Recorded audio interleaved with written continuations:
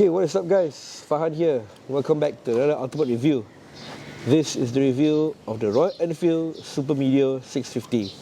Huge thanks to Royal Enfield of Singapore for loading me this bike for the review.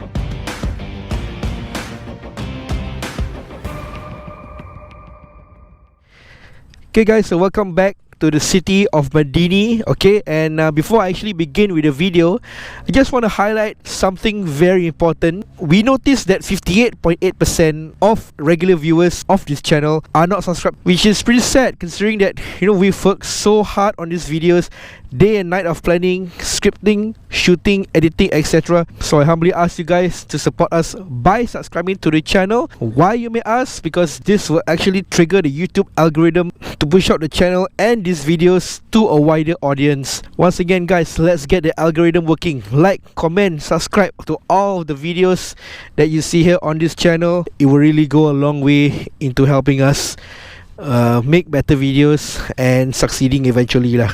So here I have with me is the Royal Enfield Super Meteor 650. It's a new bike for 2023. Recently it's launched in Singapore. It's a cruiser inspired motorcycle marketed for long distance comfort and endurance. And of course, as we are Royal Enfield, they have fiercely stuck to tradition, churning out classic looking motorcycles for over 122 years. But however, despite retaining the classic look, the Super Meteor 650, in my personal opinion, is probably the most modern Royal Enfield yet. There's several firsts in this bike, including the use of LED in its headlamps, and they've proudly stated in the promotional and marketing videos of all the R&D, engineering and testing that goes behind the Meteor 650. And both of this is done in UK and India. And if you ask me, it sounds pretty dope. Okay, so let's sit on the bike. Whew.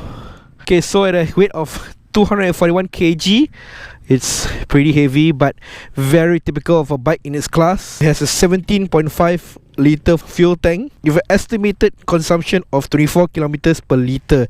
So the reason why it's so huge is because during long touring trips, you don't want to be interrupting your ride by fueling the bike lah. So which is why it has a huge fuel tank. And the fuel economy, I must say, 24 kilometers per litre is pretty good for a class 2, I must say. Sliding it up pretty straightforward. It uses a key, very Spartan technology, and I noticed that only the 650 series uses this key where there's this metallic badge on the key. So put the key in the ignition, twist the ignition, and you see the analog and LCD gauge cluster coming to life along with the trip meter. Push onto the switch tab over here. Whew.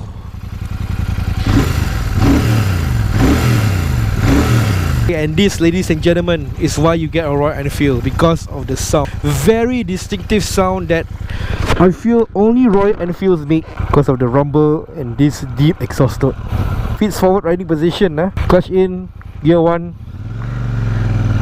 and let's ride. For me, I'm not really into cruisers, and especially I'm not really into this feet forward riding position. Not really too fond of it, not really too comfortable with it. Maybe it's something that I need to get used to, or maybe because I'm not really keen on it, so that's why I'm complaining too much. But then otherwise, I am pleasantly surprised by the Super Meteor. At first, when you're leaning to the corner, negotiating the bends, you can really feel the low center of gravity just making the bike stick as you negotiate that bend or corner. And you feel really confident taking in the corner quite low and aggressively, because the low center of gravity, I think the bike's weight of 241 kg helps with the low center of gravity. Handling is especially good on it. Whew. Low to mid range is also very good, but I feel it's quite linear. You can get pretty aggressive with it if you want to. You can also be really gentle with it. It's not too overpowering, but at the squeeze of the throttle, right, this bike just goes. Pleasantly surprised. I mean, I tested the Continental, I've tested the Interceptor. Both of them use the same 648cc engine, but this feels way different. And online reviewers, they say this tuning is catered more for long distance touring, mellow kind of situations. They want to make it easy for you to ride this bike in city traffic, in urban situations, and at the same time it can be ridden on the highway at a very fast speed. I feel that this is much more refined than the Continental and the Interceptor, and I especially love how this bike just handles in city traffic, negotiating the corners, coming out of it, accelerating off the corner.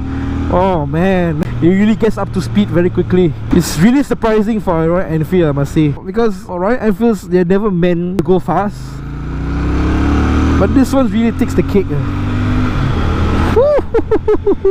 Shifting the gears is pretty easy. It comes with slipper clutch. The clutch is very soft to the touch. You can pull in pretty easily. Doesn't feel heavy at all, very light. I do have trouble, however, putting the bike to neutral. Oh man, am I allowed straight? Okay, so we got an accident here. I'm not sure what happened here, but I don't think I'm allowed to go straight. Oh man, it looks kind of bad, huh? Oh man. Okay, so where was I? Let's just go into this lane over here. Okay, and you see how easy for me doing this pylon slalom right now. And Royal Enfield marketed this bike as a tourer, long distance kind of thing, but however, this particular bike that I'm riding is the base model, and the touring variation, it comes with the bells and whistles if you're touring. Ooh, brakes are pretty good, dual channel ABS, bi-brake brake calipers, one rotor in front, one rotor in the rear. Nothing really fancy. Interesting to note that bi-brake is owned by Brembo, so definitely some of the technology that Brembo has dropped into bi-brake. But I noticed most of these Indian manufactured bikes, they all use bi-brake brake calipers, which I'm not complaining. I mean, it's good. So let's lean into the corner. Woo! Wow, I can really feel the grip on the tires right now. It's very stable. You can corner aggressively if you want, and I'm confident that the Meteor 350 can take it in. Woo! Man, guys, such a pleasure to ride. Handling is pretty awesome, so they've really refined the handling on this. And don't even get me started on the suspension. The suspension feels pretty firm, but yet when you're going over those very huge road bumps and imperfection, right, you don't feel too irritated by it. It absorbs pretty well. Feels like you're riding a Harley Softail. The suspension setup over here, so despite the firm suspension setting, it does pretty good. Oh man! Woo! Oh my gosh! I think touring for me, at least, no issue lah. I don't mind riding long distance with the Super Meteor, but after riding it for quite a while, you do feel your bum just feel a bit aching. Maybe it's because I'm not used to this riding position. Built on the purpose of cruising the open road regardless of distance, the Royal Enfield Super Meteor 650 is a premium cruiser from the Indian manufacturer. Marketed as a versatile and dynamic highway tourer, the Super Meteor 650 strives to be an easy handling machine, transitioning easily from the dense urban and rough streets of India to the fast motorways in the UK, with inputs from riders and R&D involvement from both countries. Engine is a 648cc, air-cooled parallel twin-cylinder, 4-stroke, SOHC, with electronic fuel injection, and a 6-speed constant mesh manual. There's two variants of the Super Meteor. Okay, so the one we got over here is actually the base model, and there's also a touring variation. So for the touring variation, it comes with some accessories to mitigate touring, such as a fly screen, pillion backrest, and a deluxe touring seat lah. And both of these variants come in exclusive colors, so it's more of an appearance and comfort package lah. As always on the show, I'm gonna start off with the sitting and riding posture. Okay, so sitting on this bike, unlike most Royal Enfields, this is actually a feet forward riding position. It's to obviously match the cruiser aesthetics of the Super Meteor, and supposedly Royal Enfield had this lower slung seat on the Super Meteor to provide a laid back riding stance, making cruising a comfortable experience no matter the distance. But for me, I find it I don't find it comfortable at all. My back aches after riding it for quite a while. I think if you're a tall person or probably used to riding the cruiser kind of bikes, or probably a younger rider, no issue with this riding position at all, but I don't find it comfortable. A ride height of 74 cm, I'm 165, and as you can see, I'm completely flat-footed on the ground, so vertically challenged riders will find it easy to sit on the bike. With the weight of 141 kg, I don't find any issues with balancing myself on the Super Meteor. So as with Royal Enfield, there's a long history associated with the cruiser segment. Some may say it may look like a Harley and Triumph cruiser, but the Super Meteor is actually built upon the legacy of previous Royal Enfield long-distance touring cruisers such as the Lightning 535 and the Thunderbird 500. Its overall design and shape is based on the Thunderbird 500, but somewhat slightly modernized, but generally still retaining a classic outlook. From the teardrop-shaped fuel tank to the badging on the tank, which is to emulate that the bike is in motion. And the centerpiece of the bike obviously is engine, which is shared with the Interceptor and Continental, but tuned to suit the touring nature of the Super Meteor. Other than the engine, everything else on the Super Meteor, the chassis, the exhaust, everything else is all developed specifically for the Super Meteor. The twin exhaust finished in chrome, which gives an overall symmetrical look to the bike, and of course tuned to this throaty and deep exhaust note that's distinctive to Royal Enfield bikes.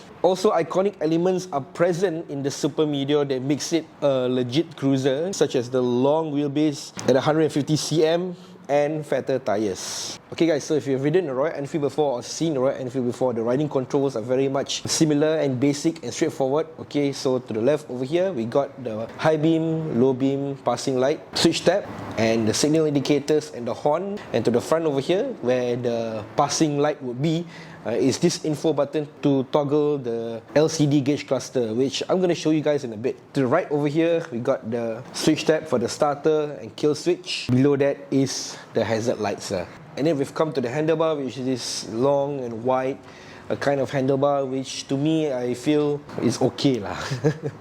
Which is slightly higher, but then again it is what it is. We got the combination of the analog and LCD gauge cluster, fairly basic, fairly straightforward. The speedometer is analog, okay, with the kilometers per hour highlighted in blue, and in the smaller font and in white is the miles per hour lah. So the LCD display, once again, pretty basic, pretty simple, okay, has the fuel gauge, the time, the gear indicator, the odometer, and then when you push onto the info button, which is on the left handlebar control, it switches from the odometer, trip A, trip B, and back to the odometer. Okay, so to the right over here, we got the triple navigation, which is this turn-by-turn navigation where you pair up with the Royal Enfield app and it shows you a turn-by-turn navigation of where you want to go lah. And this is a co-development with Google, and if it's not displaying the navigation, it will simply show you guys the time. And this is strangely in a TFT display. You know, maybe they can somewhat merge with the gauge cluster, make it a TFT kind of thing. They could have done that, and then there will be a single port instead of these two, one big, one small port. But it is what it is. And they've had this triple navigation for quite some time now. So basically, the design has been unchanged for most of the models. They've fitted it into the Super Meteor 650 as well. I'm looking forward to the Himalayan, the new version, which is a TFT display by the way, so that will be pretty interesting to see. So up next we come to the riding technology of the Super Meteor 650, and as with a price point for such a bike, at least by Singapore standards, there's not much riding tech on it. And obviously, with such a bike, you don't expect a lot of riding technology to be present. But however, for the Super Meteor 650, as I mentioned earlier, is probably one of the more so-called advanced Royal Enfields out there, and there is some riding tech integrated to the bike. Okay, so just to mention a few, we got LED headlight and tail light. That is a first for Royal Enfield, by the way. However, the signal indicators still retain the halogen bulb, which in my personal opinion is kind of weird lah. I mean, they should have make it all LED at the same time, right? We got dual channel ABS paired with disc brakes and calipers by Bybre. Suspension, we got big piston telescopic forks in the front provided by Showa.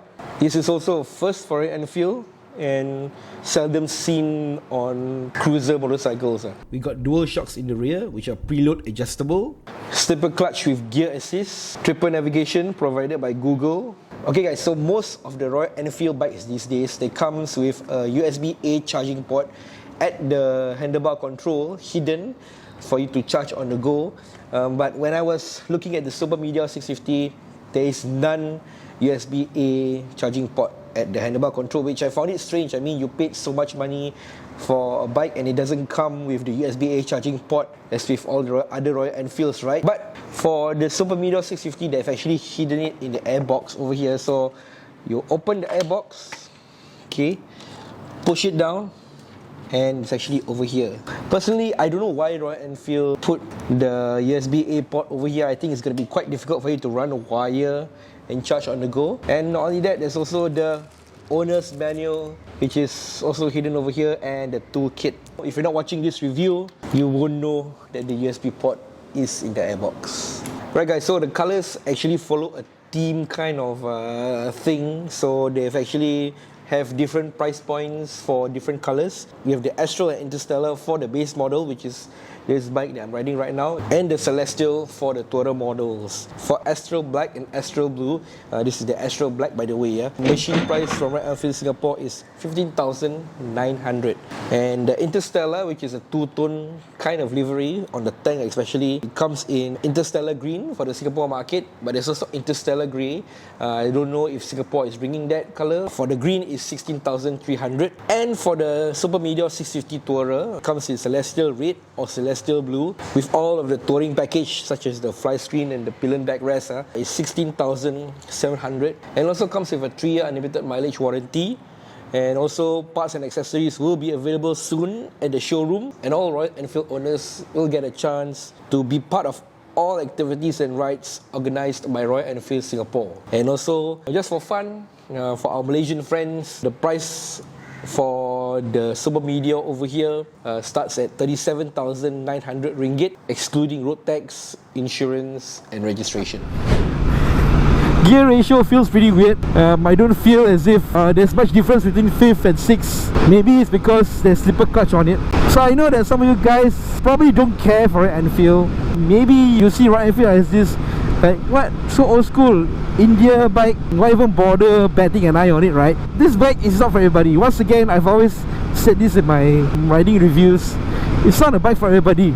The lack of riding technology on this, well, all you get is this mellow, deep sounding exhaust note of a bike that rumbles down as you're cruising down the road. And that may not appeal to the mainstream riders, but I think if you're into this stuff, if you're into cruisers like Harley Davidson, Triumphs, especially the retro inspired Triumph bikes, and you're on a budget, I mean, Royal Enfield is there to fill that void, because there's this special niche of riders that will only ride a Royal Enfield, and people who appreciate this certain lifestyle will get it lah. And over the years, Royal Enfield made huge progress in terms of quality, in terms of adapting technology into their bikes, especially with the recent lineup. They've been more reliable, and in its home country, it's well known that Royal Enfield has this cult status that the riders over there want to achieve. If you own a Royal Enfield, that means you know that you have made it in life. In India, if you have Royal Enfield, it's regarded as if you own a Mercedes-Benz, you know. So it's that cult status that it has. And being on the highway, you know, because this is not the touring variation, there's no fly screen, but you can add a fly screen later on if you want to. Original accessory, of course. Maybe it can deflect the wind.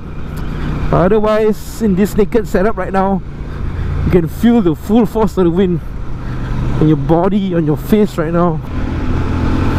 And I'm pleasantly surprised by the top. Not too bad, eh? Okay, 6th gear. Oh man.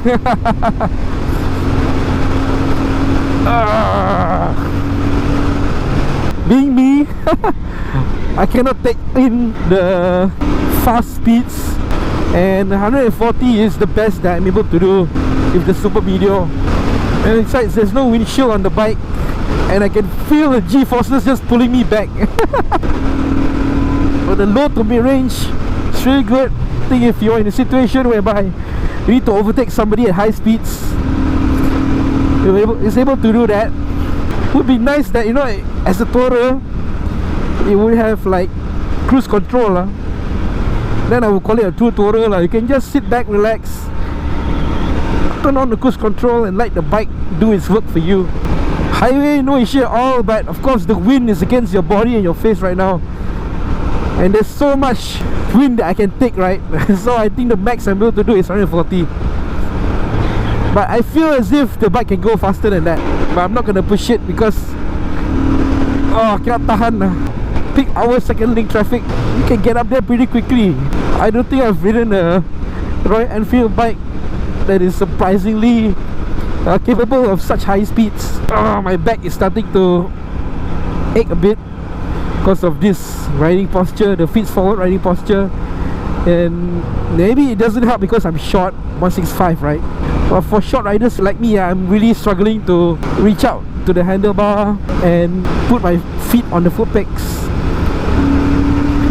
Woo! It's a cornering machine right here, man.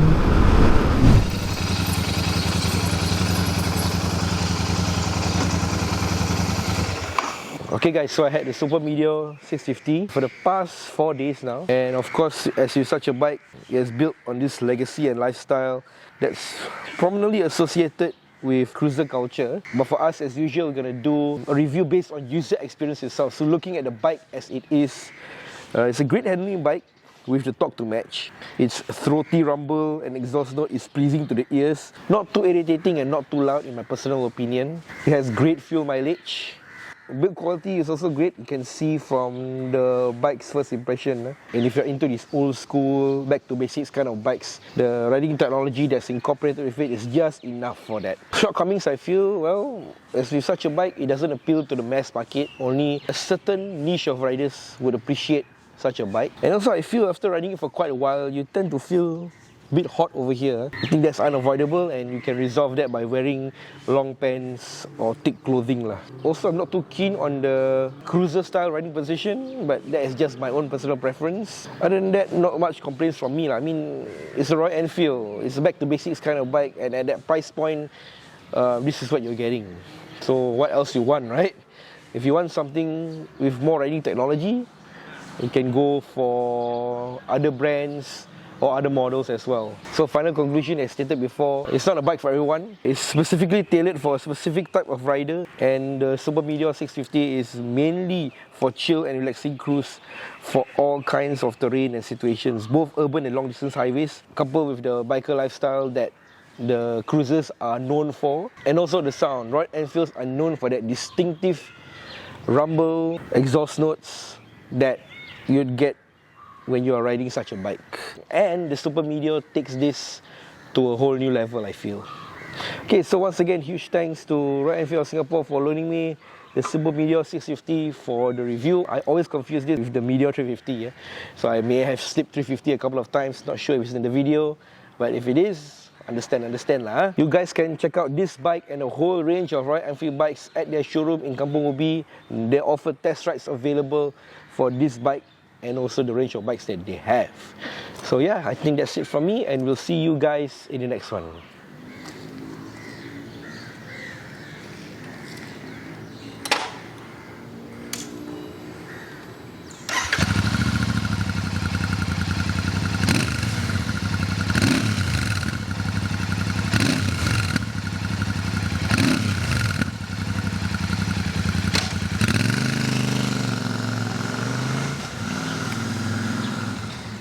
Okay guys, so we've come to the end of the video. Thank you so much for watching, and a special thanks and shout out to all of our YouTube membership patrons. Thank you so much for watching, and your contribution really helps us, makes this video better, and of course we would love to create more content with it. And anybody is invited to join the YouTube memberships, so a little contribution goes a really long way. And of course, you can unlock more and exclusive content for members only. So think of it this way, you know, if you love the videos and you want to thank us, join the memberships and you get a little extra content from us. Additionally, you can support us by buying our merch at our Shopee link below and all of the other Shopee affiliate links also. And also, don't forget to subscribe to the channel especially, and also follow our other socials and join our Telegram group.